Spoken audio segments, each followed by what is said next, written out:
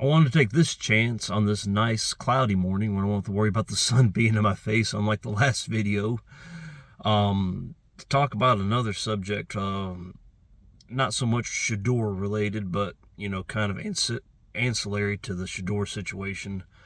One of the big stories coming from the NFL draft and the Shedeur debacle is what the hell happened to Mel Kiper. I mean, the emotional meltdown that he had over 3 full days. I mean, that was crazy. First and foremost, is the guy okay? I mean, I want to know, is everything going okay there as far as in his personal life? Is he having issues? Is he having health issues? That's, possibly zapping his testosterone. Does he need to go get some testosterone replacement therapy? And look, as guys, that happens. I'm 41, and, that's day, it's probably coming the next 10 years, or I'll probably need that.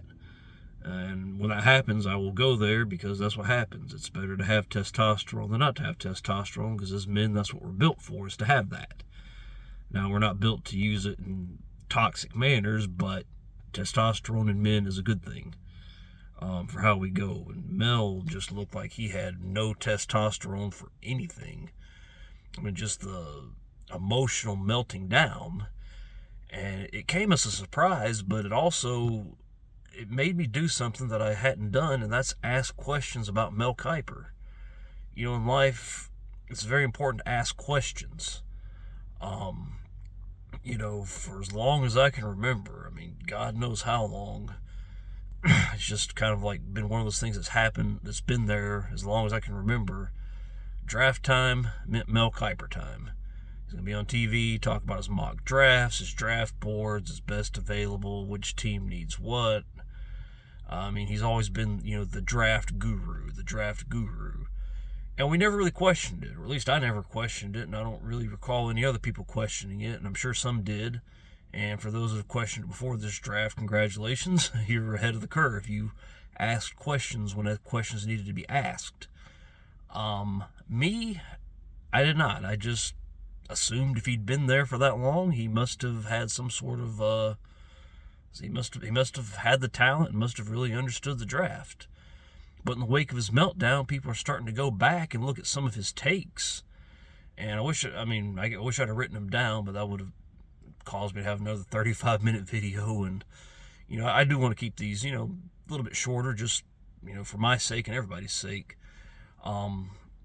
His mock drafting, especially in the last 10 years or so, has not been good. He has made some pretty horrendous takes and does not get his projections right very often, which makes you wonder how much of an expert he either was in the first place, or maybe he was a pretty good expert in the first place and has long since lost his touch. Maybe he had lots of connections to these NFL teams, and over the years he lost them as the constant turnover that happens in the NFL happens. And maybe now he's, just completely out of the loop, having to go on his own understanding. And maybe his understanding just isn't that good, because he has whiffed pretty badly on a lot of stuff. There's a lot of videos out there talking about it. I suggest looking them up. And it just seems like it all culminated with him, really, really attaching, I guess, his name and his reputation as a draft analyst, and, talking about draft stock and all that, to Shedeur Sanders, saying, this guy's an easy top 10 pick.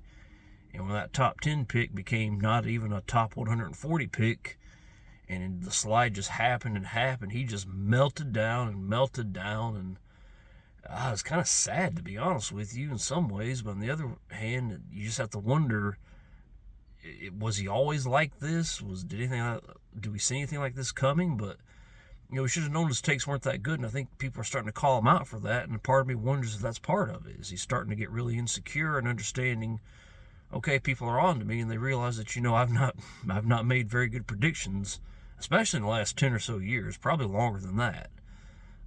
He's had some pretty horrendous takes, for a while now. We've just never really stopped to ask questions about it. And that's understandable. We have lives. I'm getting ready to go to work here and work another 12-hour day, which, is okay because I have 4 days off a week.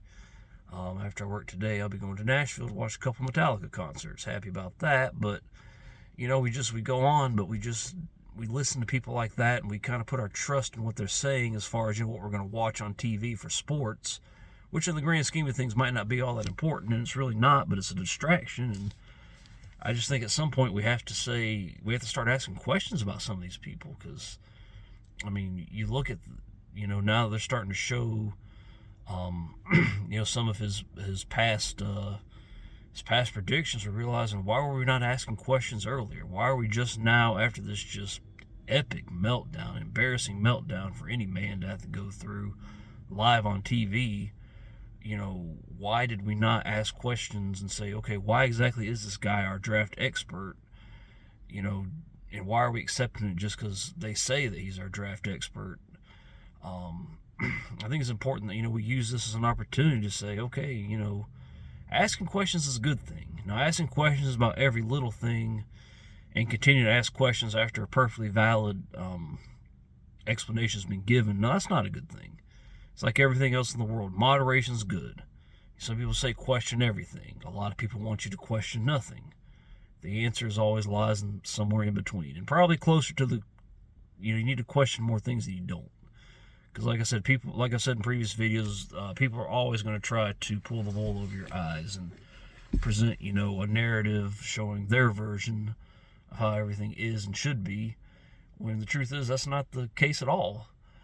And like I said, I don't know why they've been so protective of Mel Kiper. Why is ESPN? Does he just work cheap? Is he always available? He must be, because he's always on TV, it seems like, especially in draft season.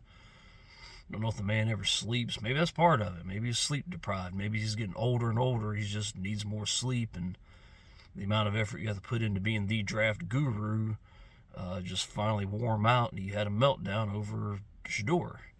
Maybe there's something more to it, but it's one of those things that didn't make any sense until you kind of look into it a little bit and realize, this guy's not who they said he is.